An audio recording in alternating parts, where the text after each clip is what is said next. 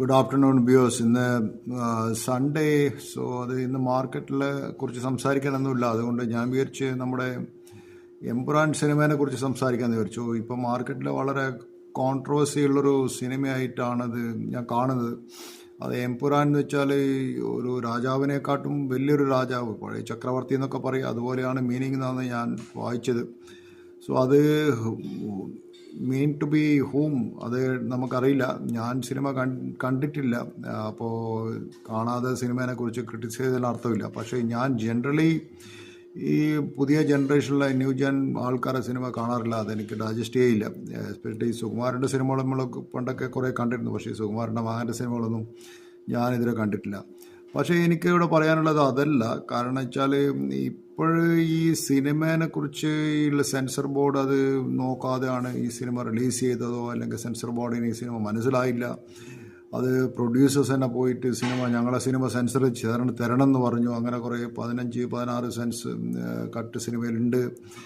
അങ്ങനെയൊക്കെ ന്യൂസ് ഞാൻ വായിച്ചു കണ്ടു. പക്ഷേ ഇതിലെനിക്ക് പറയാമെന്ന് വെച്ചാൽ ഈ പണ്ട് ഈ സൽമാൻ റുഷ്ദിയുടെ ബുക്ക് 1988 തോന്നുന്നു ഇയാൾ സത്താനിക് വേഴ്സസ് എന്ന ബുക്ക് എഴുതി. ആ ബുക്ക് എഴുതിയ സമയത്ത് ഇറാനിൽ ആരും ഈ ബുക്കിനെ കുറിച്ച് നോട്ടീസ് ചെയ്തില്ല. ഈ ബുക്ക് ഏറ്റവും കൂടുതൽ വായിച്ചത് ഇറാനായിരുന്നു. പക്ഷേ സഡൻലി ഒരു കുമാരി എന്ന് പറഞ്ഞ ഒരാൾ വന്നിട്ട് ഇയാൾക്കെതിരെ ഫത്വ പ്രഖ്യാപിക്കലും ഈ ബുക്ക് ഇസ്ലാമിക് തോട്ട്സിന് എഗെയിൻസ്റ്റ് ആണെന്ന് പറഞ്ഞിട്ട് ആ ബുക്ക് ബാൻ ചെയ്യും.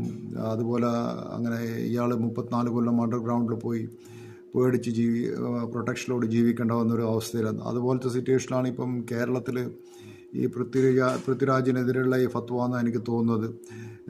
കാരണം വന്നിട്ട് ഇന്നാളത്തിൽ സൽമാൻ റുഷ്ദീനെ ന്യൂയോർക്കിൽ വെച്ചിട്ട് ഒരാളെ നൈഫ് അറ്റാക്ക് ചെയ്തതും അയാൾ മരിക്കേണ്ട അവസ്ഥയിലൊന്ന് വരുന്നതും. അപ്പോൾ അയാൾ പറഞ്ഞൊരു കാര്യമുണ്ട്, we writers don't have any army. അപ്പോൾ they lack the physical power or military force to enforce their ideas. So the writers or the directors, they rely solely on their possessive power of their words to influence the people എന്നാണ് പറഞ്ഞത്.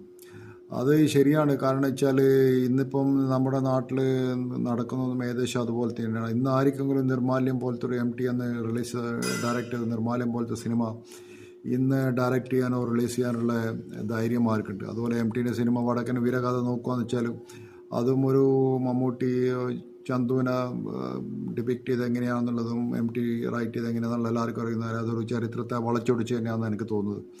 So അതുപോലുള്ള movies ഇന്ന് വരാൻ വളരെ വിഷമമാണെന്ന് തോന്നുന്നത്. റൈറ്റേഴ്സിനും ഡയറക്ടേഴ്സിനും ഇതുപോലുള്ള ഒരു freedom of speech ഉണ്ടോ എന്നുള്ള